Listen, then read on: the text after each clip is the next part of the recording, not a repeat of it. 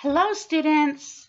I'm still reading The Dragons of Blue Land. We are now on Chapter 6, but let's quickly review Chapter 5. In Chapter 5, Forrest decided to fly back to Nevergreen City. It was a long journey. It was hot and out of breath, so he stopped in a brook and cooled off. At one point, he was doing his best not to be seen by humans. He's afraid that if humans find he and his family, they would put him in a zoo or circus. And anyway, so one little boy, however, we know his name is Chester because his mom yelled at him, Chester. One little boy did see him fly. And 3 men on a ship saw him when they were beaming a light up for something else. Now, we are on Chapter 6, which is called Elmer to the Rescue. Okay, there is Elmer, and there is the cat. I don't know, I can't remember if the cat ever had a name, but we met her in the first part of book number 1, and I believe she was also in the very end of book number 2. All right. I'll do my best to hold this so you kids can see the pictures. Dawn brought Saturday to Nevergreen City, and as Elmer slept snugly in his comfortable bed, he was suddenly awakened by a damp, cold kiss on his cheek. "Wake up! Wake up!" insisted a voice. He opened his eyes and muttered, "It's Saturday. No school, remember?" "Elmer, wake up," said the old alley cat, the same old alley cat that had told him all about the dragon and how to rescue him. Okay, I'm going to try to do a different voice for our kitty cat. I'm not sure how though. Elmer. I wish you kids were here and could help me do a voice. You always were good about helping me find some different voices for different characters. Okay. "Elmer, wake up," said the old alley cat.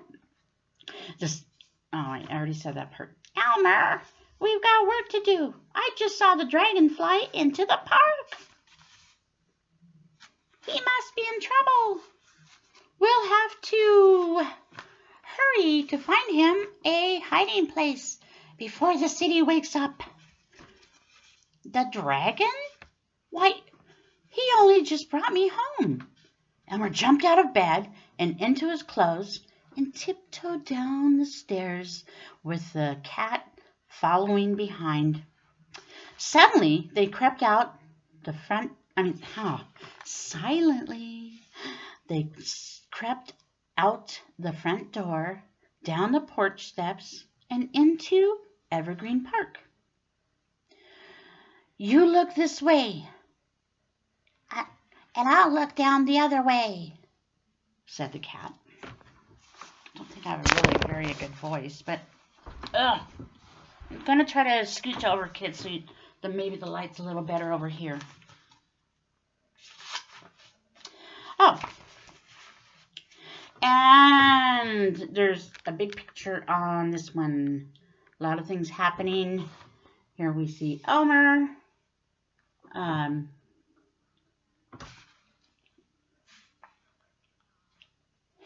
I thought I saw the cat, but maybe not.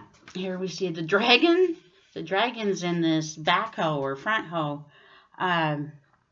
It's a cool machine, actually. I like it. So let's find out what happens. I'm going to hold the book down here, though, kiddos.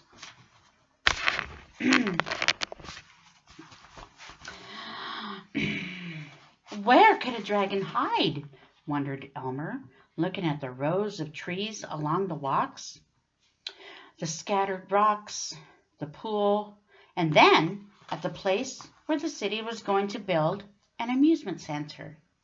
A big steam shovel sat idly on the spot marked out for foundations. Elmer liked steam shovels and was just thinking of exploring this one when the shovel jiggled a bit. All right. These 2 pages have no pictures at all, so I'm going to definitely read from here. Oh, dragon! He climbed up quickly into the cab. Elmer? Whispered the baby dragon. Oh, Elmer! And the dragon burst into tears because he was so glad to see his friend. Oh. The alley cat saw you fly into the park, explained Elmer, hugging the dragon around the neck. But why have you come back? Are you in trouble?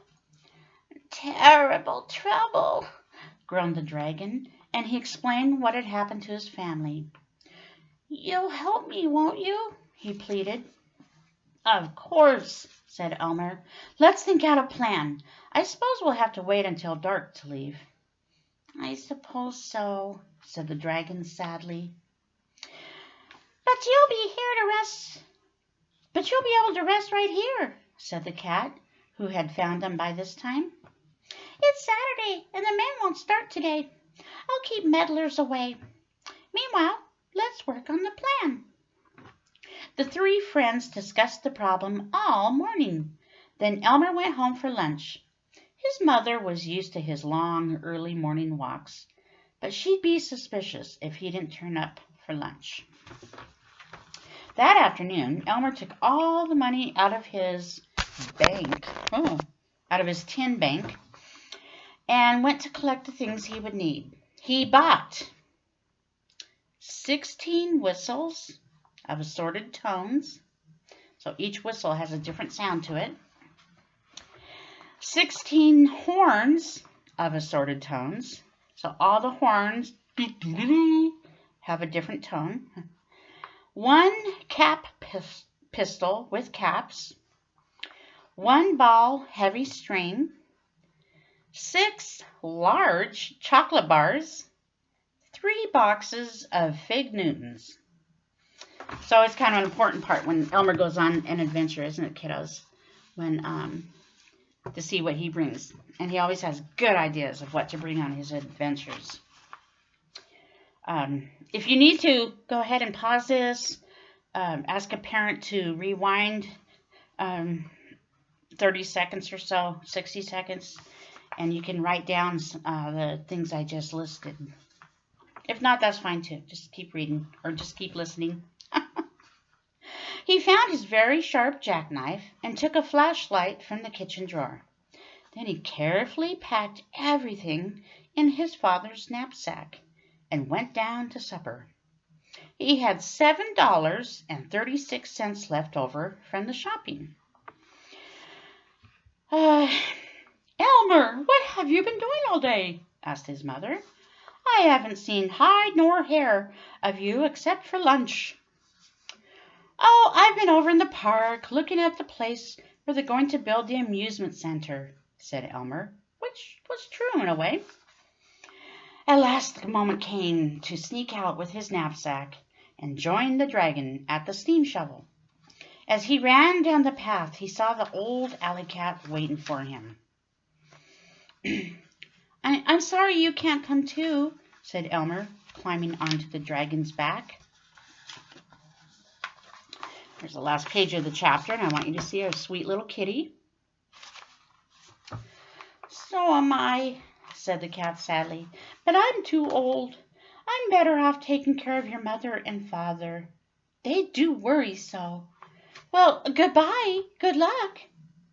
Goodbye, whispered Elmer and the dragon as they flew up into the air.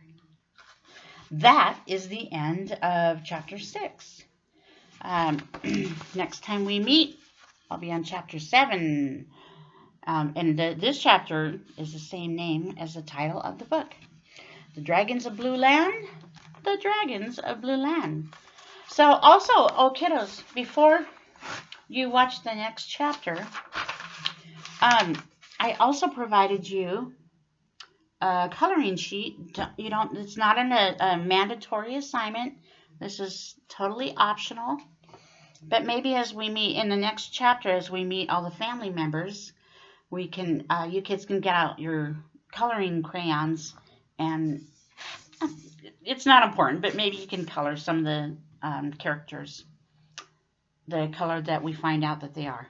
Okay, so I'm gonna sign out, and I will see you next time for chapter 7. Bye, kids.